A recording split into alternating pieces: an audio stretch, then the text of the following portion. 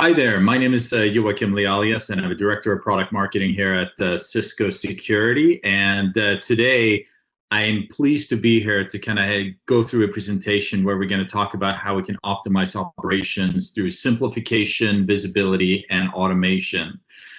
And one of the things that is very common is that many times you feel like security goals are often out of reach, right? And one of the things that I want to say, it's definitely not your fault. So on the slide, you have a list of many of these challenges, right? So the difficulties in how do you best integrate security data and tools? How do you enable cross-team collaboration where you now have a situation where security is a shared responsibility? It's a team sport that we're playing across IT operations, network operations, and security operations. Meanwhile, we have these things where we need to kind of drive this reduced time to detection. And we also want to make sure that we have those proactive measures in place that we employ on a regular basis. And of course, it's critical ever before to make sure that we have a consistent approach to our compliance effort. So these are, of course, some of the challenges that we're facing as we kind of look at maximizing our security posture. So one of the things, if you kind of look at it from a security operations perspective, often you see security operations teams being overwhelmed with alerts, right? So, basically, having that, just feeling that you can't keep up, right? You cannot parse through all of the data and information that you have. Also, at the same time, you look at it and you say, well, I do feel very understaffed, right? And oh yes, there's a skills shortage. So, being understaffed and not being in a position to kind of hire that skill for your environment is really, really putting a hamper on it. As we're seeing, 65% of organizations report a shortage of cybersecurity staff, and there's a ton of positions that remain unfilled. Actually 1.3 million. So what this really kind of turns out to be is that, it puts many people in a position where they feel like they're unable to keep pace with the current threats. So, one of the things true is that, the security industry is not making it any easier. And, I've been part of the cybersecurity industry for many, many, many years. And I've seen the number of security vendors grow dramatically. And you can take any kind of subsegment of the security industry, and if you look at it as an aggregate, we see that there are more than 3,000 cybersecurity vendors out there. So it's a vast security market. And of course, a lot of these cybersecurity companies come up with where they're solving a particular problem, have a unique approach, and they're indeed providing value, right? But one of the challenges that are happening for customers as they're deploying these solutions is that they're becoming silos, right? And many of these silos are not talking to each other, are not, working as a collective unit. And we're seeing that customers are facing, on average, about 75 security tools within their environment. So essentially what's happening is that even though you feel like you're getting the best product deployed for your environment, it's actually reducing the effectiveness because it's becoming more and more difficult to find ways to get these products to work in unison. And of course, being able to kind of orchestrate alerts across these environments. And actually, one of the recent studies that we had here at Cisco, 79% of CISOs said it's very difficult to orchestrate alerts across their environment. So, when you're looking at this kind of scenario, when security solutions are, kind of designed and built in isolation, right? So always kind of look at it from the standpoint of kind of what is wrong with isolated solutions, because many, many times you kind of look at it from the perspective of saying, well, you know what, I am getting best of breed. And I'm saying, not to say that best of breed is not a great thing, but one of the things that we got to look at it is what else is there that can be caused by having these kind of, or the negative outcome from having these kind of isolated solutions. The first one is that data is analyzed in isolation. So what happens then is that you will have that lack of fidelity that is necessary in order to kind of detect hidden attacks, or even having the advanced attacks being kind of exposed within an environment. Also, what you're finding is that the alerts that come in from the various products are prioritized in isolation, not as an aggregate. So basically, it's finding too little time, kind of malicious intent for teams to act, right? So it's creating that thing where not all of your alerts are prioritized in the way that they need to. Also, what you're finding is that security teams often are set up to kind of align to many of these different silos. So they respond in isolation. So basically what you're missing then in many cases is the overall context and coordination on how to respond to a particular attack. So what is the path forward? One of the things that we believe here at Cisco is that security solutions should empower people to be in a position where they can investigate and respond to threats faster. We feel that automation should reduce the burden on the security operations center. And of course, security products and threat intelligence should all work together. And subsequently, these two things will make it easier and faster for customers to be able to investigate threats. Now, there was, of course, looking a few years back, the way where we looked at saying, okay, we have the solution to this. The SIEM is going to provide the solution to it. A SOAR solution was going to provide to it, but still we're maintaining, kind of the dwell time length of a threat being 280 days, right? And of course, SIEM and SOAR tools were designed to help, offering analytics and automation. But one of the things that customers quickly found that, most organizations didn't have the resources right now, both from an investment perspective, from a dollars, but also a headcount perspective, to fully implement and utilize these solutions. And still customers remain buried in alerts and unable to improve metrics like mean time to detect and mean time to remediate. So they didn't really provide that kind of the solution for the challenges to being able to detect and investigate and remediate threats more quickly. So one of the things that we have seen, and you probably heard it as well, is customers are kind of talking about and asking about extended detection and response, right? So this is what is often referred to as XDR. And XDR is a concept that has kind of been around for maybe a year or so. I mean, it's still kind of emerging. We probably have referred to it in many different ways in the past because it's really kind of helping in a few areas, right? It's designed to kind of help or support in a few areas, such as how do I get better visibility and context across my security architecture?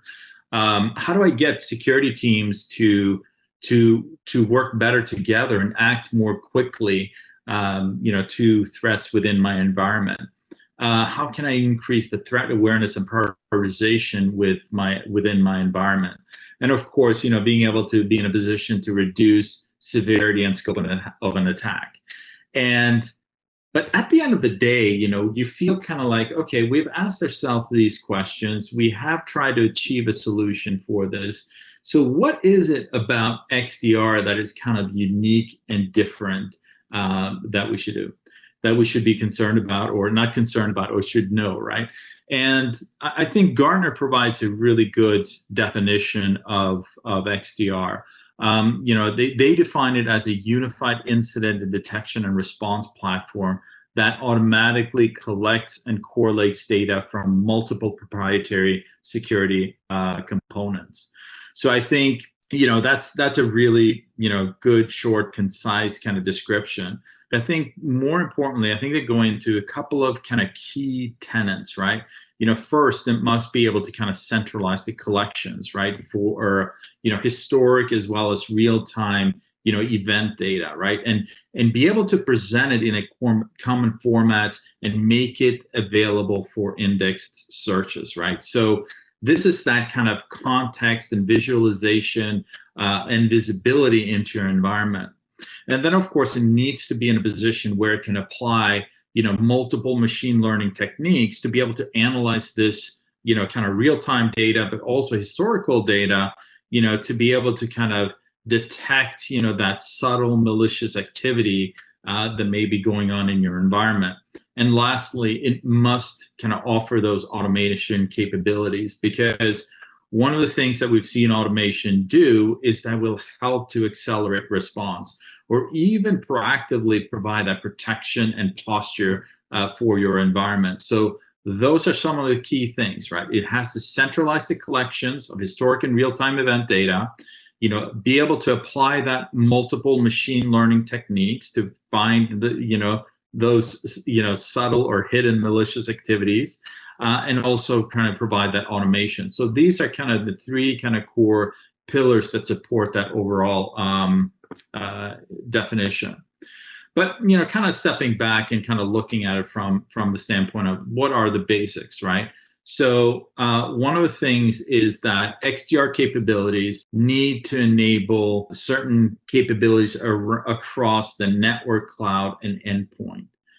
EDR is something that has been around for a while. It is fairly widely deployed, and that is delivering the visibility, quick detection, and easy to respond for all endpoints in a customer's environment. Then, of course, you have NDR, or network detection and response, which helps to analyze that flow between any entity to cover unmanaged devices or cloud-native systems. So that is providing the visibility and the insight into your network and cloud environments. And of course, between these two solutions, there needs to be a way to kind of find that unification of data analytics and automation across EDR, NDR, and beyond. And when I say beyond, there are other very critical control points that needs to be part of what I call kind of that, additional extended XDR, such as your cloud security, email security, firewall,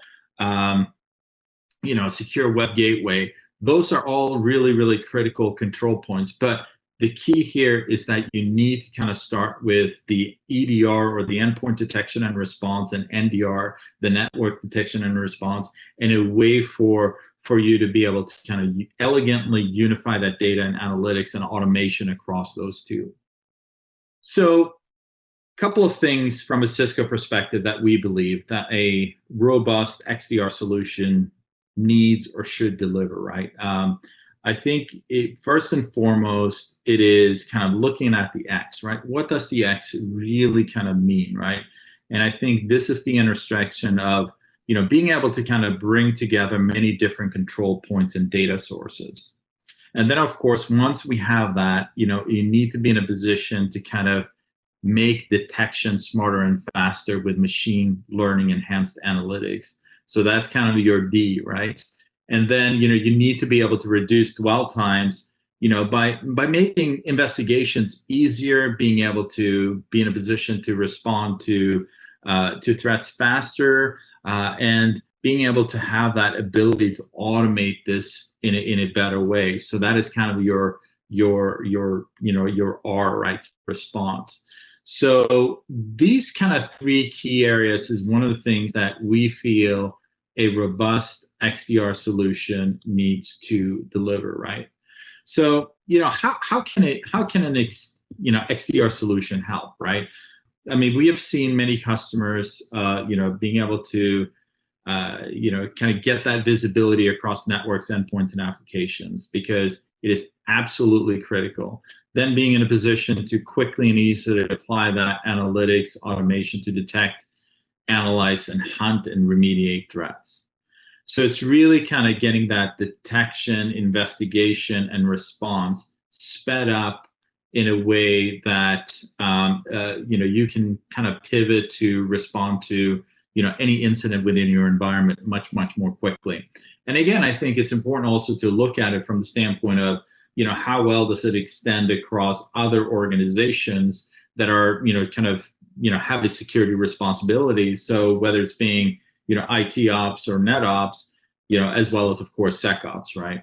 But I think there are four kind of key benefits that we've seen customers being able to achieve, right? So it's enhanced visibility and context, increased threat awareness and prioritization, being, kind of providing security teams a better position from where they can act more quickly. And then, of course, ultimately, this will help to reduce, kind of the severity and the scope of the attack. One of the key things, though, as this is an emerging kind of area and an emerging kind of, solution, right? I think it's important to kind of say, we shouldn't trust everything that is labeled XDR. It seems like a very simple concept, but it can be very difficult to execute, right?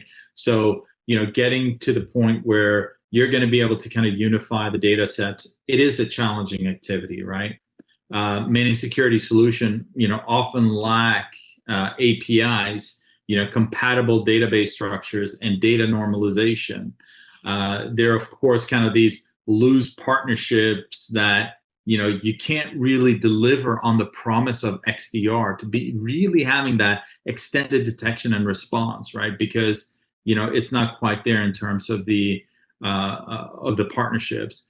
And lastly, I mean, some of the XDR solutions out there require costly data lakes, right? And I think many customers are looking at this from the standpoint of, I don't want to have all of these multiple data lakes, right? I want to have an intelligent river that kind of, flows with telemetry into a system that can, drive that extended detection and response. So if you're thinking about, an XDR solution or, where to start, I mean, these are some of the important questions, right? So to kind of ask yourself, and I think we want to make sure that you have some of these questions so that you can ask vendors like ourselves and others, right? Does your XDR help to unify data from your security technologies, right? So you're going to have multiple vendors within your environment, and the question that I think is really, really important is, how do you bring about that unification of data? Because this is the foundation for everything else. So if you cannot get to this point, it's almost like, do not proceed any further, right? So the other one is kind of, what role does analytics play in bringing together insight from across attack vectors, right? So how do you analyze all this information that you get from your endpoint, that you get from your network, that you get from your cloud, and doing that in a very, very effective way, right? And what kind of machine learning capabilities does the vendor have in order to kind of make that kind of smart analytics in play here for the XDR solution? Is your endpoint security doing enough, right? I mean, from one of the key things like that you're looking at an XDR solution is taking that telemetry and insight from the endpoints, right? So is that doing enough? Is automation the answer for you, right? Where should you be looking at those scenarios where you can automate your threat response? And how will you make better security decisions with XDR, right? So how is it ultimately going to help you make better decisions in terms of keeping a positive kind of move up to a better, more mature kind of a security posture? So I think the key thing there is like looking at the KPIs that you may have for your organization, and take a hard look at that and saying, going down that list, right, and saying, where is XDR really going to help us make better security decisions and subsequently meet those KPIs? So, but I think if you look at XDR from the standpoint, if it is done right, it can definitely help you achieve three things. I think the first thing is simplicity. It will help to simplify your environment in terms of driving faster detection and response. Visibility, it will absolutely help to provide that visibility across endpoints, network, and cloud, and being able to gather that information into a contextual view where you can apply some advanced machine learning to make better decisions, and you can be able to detect and then, of course, investigate and subsequently remediate faster. And then automation, right? I think automation is critical in terms of, this is needed in order to make sure that you can respond and remediate faster, but you can do that in a way that doesn't overtax the resources that you have within your environment. So making it easier, making it simpler to kind of drive those remediation efforts. And automation is also very, very critical in creating that kind of proactive security posture for your company. So with that, I want to thank you so much. And I know that was a quick run through on XDR, but I hope you got a little bit of our kind of point of view and our perspective on what XDR means and what it should deliver, and also kind of what to look for as you are evaluating an XDR solution and some of the key questions that you can ask. So with that, again, thank you very much. Again, my name is Joachim Lialias, and if there are any questions, please ask them. Thank you.